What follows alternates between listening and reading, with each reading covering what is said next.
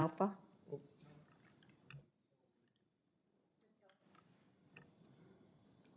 Is that correct?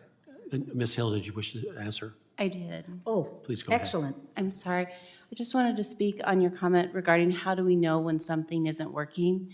In the Upper Klamath, we have not only over nearing now 25 years of the application of biological opinions that have showed no recovery of species, as well as specific peer review from the National Academy of Science, specifically saying that the hardy flows that are controlling the amount of water that has to go down river in the wintertime for main stem habitat, which was peer-reviewed and said do not help coho, that should be enough to tell us that we're doing something wrong, especially with now in the Upper Basin, we have two of our greatest national wildlife refuges completely dry and many homes that do not have drinking water because the base moisture of those ancient lakes is gone because that water is being rerouted downriver.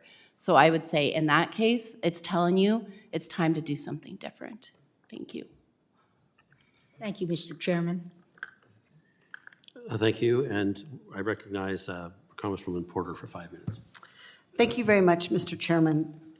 I want to start off by thanking the chair for raising an issue that many Californians and I back home face, which is storing more water.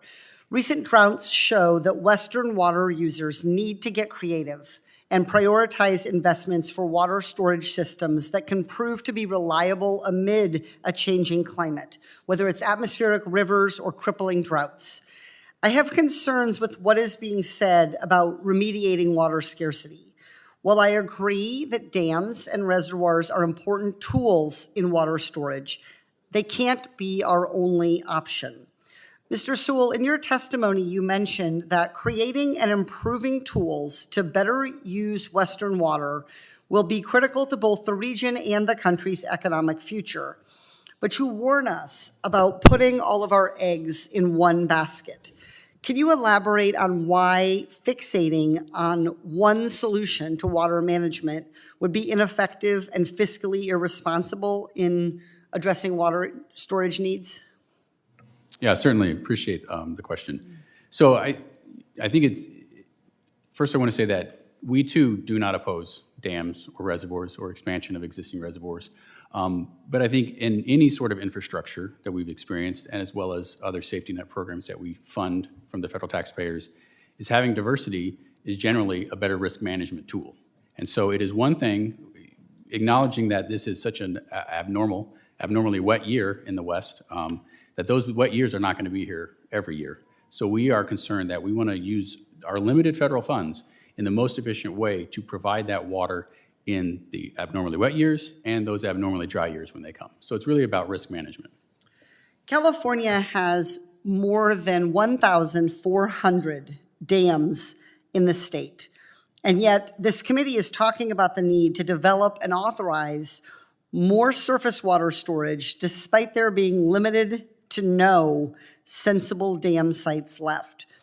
Mr. Sewell, would it be in taxpayers' best interests to continue to fund new dam projects in California?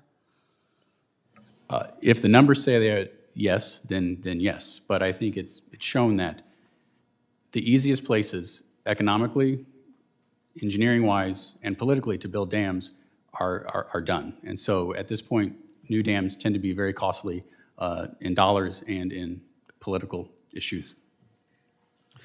And does this recent California's recent bout of atmospheric rivers change your answer with regard to the dams? No, it would not. So it's in the taxpayers' best interest to have a diverse strategy of water management. Absolutely. Can you give us some other examples of diverse water management strategies where we might better invest taxpayer dollars and have better returns on our investment for water storage?